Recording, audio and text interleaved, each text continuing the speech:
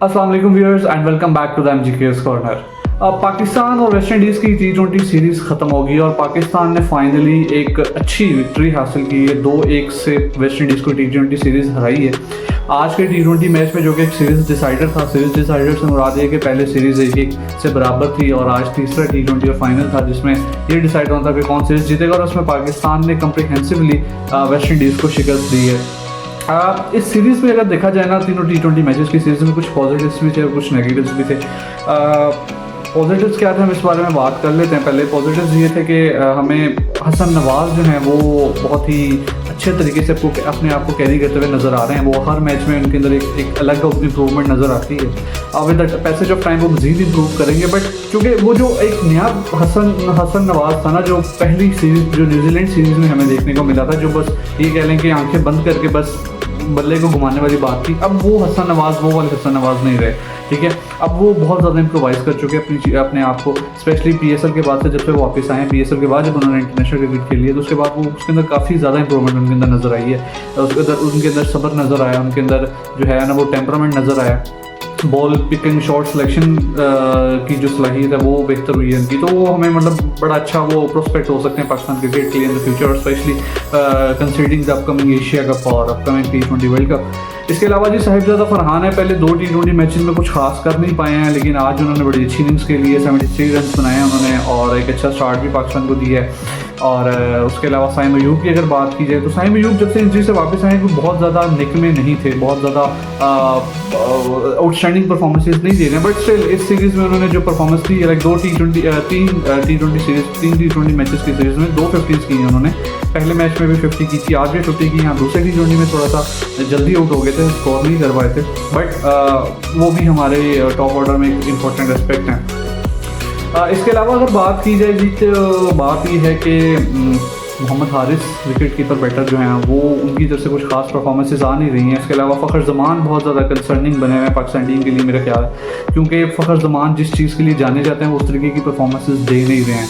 फ़खर ज़मान जो है वो T20 में अगर उनका रिकॉर्ड दिखा जाए तो 135 का स्ट्राइक रेट है और उनकी तकरीबन 21-22 की उनकी कोई एवरेज है, जो कि मेरा ख्याल है कि for a top order batter और फ़खर ज़मान के टाइप के बैटर की अगर बात की जाए तो वो उनके लिए वो सूटेबल नहीं है, उनको इससे अच्छी परफॉर्मेंसेस देनी पड़ेंगी। आप अगर बहुत ज़्यादा मैचेस के बाद एक 50, एक 70, एक 80 करें तो उसका फ़ायदा नहीं है। अगर आप कंसिस्टेंट हैं, कंसिस्टेंसी से आप अगर 50-60 रन से या 40-50 पे बना रहे हैं तो वो टीम के लिए बहुत ज़्यादा फ़ायदेमंद होंगे। तो फ़खर ज़मान जो है वो मेरे हिसाब से थोड़े से कंसर्निंग पॉइंट ऑफ व्यू से अगर देखा जाए तो मुझे ऐसा लग रहा है कि उनको थोड़ा इम्प्रोवाइज़ करने की ज़रूरत है। और जब आप देखते हैं कि मतलब एशिया कप आपने UAE में खेलना है, वर्ल्ड कप आपने श्रीलंका में खेलना है, तो वहाँ की जो पिचेज़ हैं वो वैसे भी थोड़ी टर्निंग ट्रैक्स होते हैं, वहाँ पे बैटिंग करना बहुत आसान होता नहीं है। तो फ़खर ज़मान को वो चीज़ भी माइंड में देखनी पड़ेगी।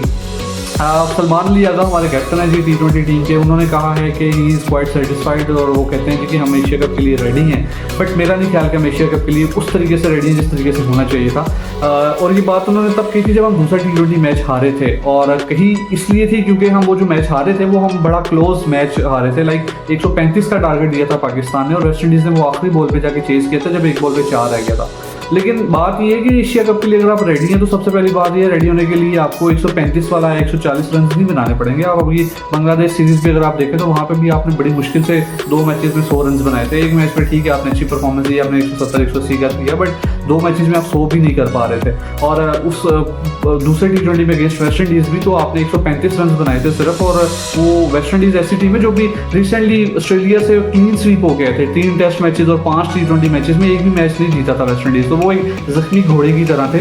उसके बावजूद आप उनको चांस दे रहे हैं मैच जीतने का, तो मेरा ख्याल है कि ये इसको आप ये नहीं कह सकते कि आप एशिया कप के लिए रेडी हैं। आपको बहुत ज़्यादा अपने आप को सेटल करना है, आपकी बैटिंग लाइनअप को आपने बहुत ज़्यादा सेट करना है। जैसे मैंने पॉइंट आउट किया मोहम्मद हारिस को, फ़खर ज़मान को, इन दोनों को आपको देखना पड़ेगा कि कहाँ पे बेहतर एडजस्ट हो रहे हैं, कहाँ पे इनको जो है ना वो सेट करना है, ताकि ये जो 2 वीक लिंक इस वक्त टीम में आ रहे हैं मेरे हिसाब से इनको थोड़ा इम्प्रोवाइज़ करने की ज़रूरत है। हाँ, फ़खर ज़मान का तो ये है कि चलें वो बड़े मैच में कभी चल भी जाते हैं, लेकिन मोहम्मद हारिस जो है वो बहुत ज़्यादा अच्छा उनका माइंडसेट पता है क्या होता है, उनका माइंडसेट ये होता है कि वो आए अपनी पहली बॉल पे जो है ना वो हर बॉल मतलब ग्राउंड से बाहर फेंक दें। ऐसा पॉसिबल नहीं है, ऐसा नहीं होता, क्योंकि ऑब्वियसली जैसे मैंने पहले भी एक दफ़ा वीडियो में कहा था कि जब आप अपोजिशन किसी भी अपोजिशन के अगेंस्ट खेल रहे होते हैं तो आपको उनको भी रिस्पेक्ट देनी पड़ती है भाई। तो वो भी किसी वजह से आपके सामने बॉल कर रहे होते हैं, वो बिल्कुल ऐसे ही मतलब कहीं से आगे पीछे से उठ के नहीं आ जाता है, वो भी एक प्रॉपर प्लेटफॉर्म के थ्रू, एक प्रॉपर परफॉर्मेंसेस के थ्रू इस लेवल तक आए होते हैं। तो आप ये नहीं कर सकते कि हर बॉल आपकी जो भी आई आपने उठा के बाहर फेंक दी।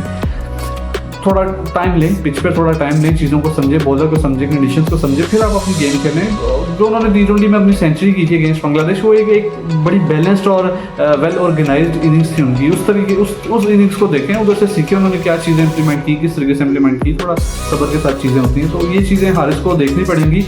उसके अलावा जी अगर बात की जाए तो WCL 2025 सीज़न 2 पाकिस्तान फाइनल हार गया है। अच्छा मुझे आइडिया था, क्योंकि जिस तरीके से ये लोग जीतते हुए आ रहे थे तो मुझे डर था कि कहीं सेमीफाइनल या फाइनल में जाके हार ना जाए, और वही हुआ, क्योंकि यही होता है। और इसकी सबसे बड़ी रीज़न ये थी कि जो AB डिविलियर्स मिस्टर 360 डिग्री उन्होंने हमें सही धोया, जितना भाई वो उन्होंने इतना धोया कि जितना भी धोया जा सकता था। वो कहते हैं ना, उसने मुझे इतना देखा जितना देखा जा सकता था, मगर फिर भी 2 आंखों से कितना देखा जा सकता था। तो भाई AB डिविलियर्स ने इतना धोया जितना धोया जा सकता था, मगर फिर भी 20 ओवरों में कितना धोया जा सकता था। तो भाई वो उन्होंने इतना धोया कि वो मैच फिनिश करके गए हैं। उन्होंने इस सीरीज़ के अंदर अपनी तीसरी T20 सेंचुरी की है, और सेंचुरी का क्रेडिट जाता है जी शहीद अजमल को। और उन्होंने क्योंकि कैच ड्रॉप कर दिया उनका, और कैच ऐसे पकड़ रहे थे जैसे बॉल नहीं बिडेर पकड़ रहे हो। तो लेकिन खैर कैच ड्रॉप करना, इंपॉर्टेंट मैचेस में कैच ड्रॉप करना पाकिस्तान क्रिकेट की परंपरा रही है भाई। क्योंकि आप चाहे 2011 का वर्ल्ड कप सेमीफाइनल देख लें, 2015 का वर्ल्ड कप देख लें, क्वार्टर फाइनल देख लें, या आप 2017 की चैंपियंस ट्रॉफी का फाइनल देख लें, आप 2019 का वर्ल्ड कप देख लें, आप 2021 का वर्ल्ड कप T20 देख लें, आप मतलब इंपॉर्टेंट मैचेस में आप कहीं पे भी उठा के देखेंगे ना, सेमीफाइनल या नॉकआउट मैचेस में आपने एक इंपॉर्टेंट कैच ड्रॉप करना ही करना है, जिस वजह से वो मैच फिर पाकिस्तान के हाथ से निकल जाता है। तो उस दिन फाइनल में भी यही हुआ है कि आपने AB डिविलियर्स का कैच ड्रॉप कर दिया, and then he finished the game for his team. बाकी उसके अलावा Jean Paul Duminy, JP Duminy, भाई उनसे उम्मीद तो नहीं थी, लेकिन वो पता नहीं कहाँ से वो आउट ऑफ सिलेबस वाला हिसाब हो गया उनका। उन्होंने भी आके अच्छा खासा धो दिया, और 196 का टारगेट था साउथ अफ्रीका को, जो कि साउथ अफ्रीका ने बहुत ही इजीली 1 विकेट के नुकसान पर 17 ओवरों में चेज कर लिया था। यानी कि अभी भी still 19 balls to still go, उससे पहले उन्होंने 196 चेज कर लिया था। तो ये कंडीशन थी जी WCL की। उसके अलावा भाई WCL, अच्छा आजकल एक सीन बड़ा वायरल चल रहा है WCL के फाइनल प्रेजेंटेशन में ना, वो होस्ट लड़की है, वो ओनर से पूछ रही थी WCL के ऑर्गेनाइजर से कि मतलब अभी आपके क्या प्लान है इसके बाद, WCL तो खत्म हो गया है ये वो। तो आगे से कहते हैं भाई once this will be over I will propose to you. भाई क्या छिछोरी हरकतें हैं यार, मतलब आप यही करने आए हो तुम WCL में ये। अच्छा वैसे ना वो हैं असल में इंडियन, तो इंडियन से आप ऑब्वियसली कभी भी किसी भी तरह की छिछोरापन आप एक्सपेक्ट कर सकते हैं। तो वो चूँकि इंडियन है तो फिर इस तरह की हरकतें तो उनकी बनती है ना छिछोरों वाली। तो ये हरकतें जी उनकी, ठीक है, ये काम वो कर रहे हैं। भाई तुम प्रोफेशनल प्लेटफॉर्म पे खड़े हो, कैमरे में ऑन लाइव तुम चल रहे हो, ठीक है, और तुम बातें कैसी कर रहे हो कि मैं आपको प्रपोज, तो ठीक है तुमने करना, तुम साइड पे ले जाना यार, जाके करो, सबको बताने की क्या ज़रूरत है तुम्हें, मतलब खैर छोड़ें जी। इसके अलावा टेस्ट क्रिकेट की अगर बात की जाए जी, तो इंग्लैंड और इंडिया का जो है वो टेस्ट सीरीज चल रही है, आखिरी टेस्ट मैच है, और आखिरी टेस्ट मैच का आखिरी दिन है आज। और इंग्लैंड को जो है वो इंग्लैंड 374 रन चेज कर रहा है, जिसमें उनको 35 मजीद रन चाहिए, और 6 आउट हो चुके हैं उनके, और शायद ये 35 रन ना कल चौथे दिन के एंड तक वाइंड अप हो जाते अगर कल बारिश ना आती। तो India is nearly close to another series defeat against England in England. चीज़ें ऐसी हैं कि वैसे अगर हर मैच कल बारिश होगी थी, आज भी अगर बारिश हो जाती है, मैच को कंप्लीट नहीं भी होता तो मैच ड्रॉ हो जाएगा, और उसमें इंग्लैंड को ज़्यादा फर्क नहीं पड़ेगा, क्योंकि इंग्लैंड ऑलरेडी 2-1 से सीरीज लीड कर रहा है। इंडिया चाहेगा कि ये मैच वो जीतें, आखिरी जो 4 विकेटें रहती हैं इंग्लैंड की वो जल्दी से जल्दी वो आउट कर दें उनको, ताकि वो मैच जीतें और सीरीज़ को बराबर कर सकें। बट चांसेस ये हैं कि इंग्लैंड 35 रन चेज कर लेगा, और मैं भी यही चाहता हूँ कि इंडिया ना ही जीते तो अच्छा, बिकॉज ऑब्वियसली जैसे मैंने पिछली वीडियोस में भी कहा कि इंडियन क्रिकेट की जो हार है, इंडियन क्रिकेट चूँकि वर्ल्ड क्रिकेट में बोझ है, तो मैं समझता हूँ कि इंडियन क्रिकेट की जो हार है वो इंटरनेशनल क्रिकेट की जीत है। तो लेट्स सी क्या होता है। बाकी मज़ीद खबरों के साथ अगली वीडियो में दोबारा हाजिर होंगे, तब तक के लिए इजाज़त दीजिए, अल्लाह हाफ़िज़।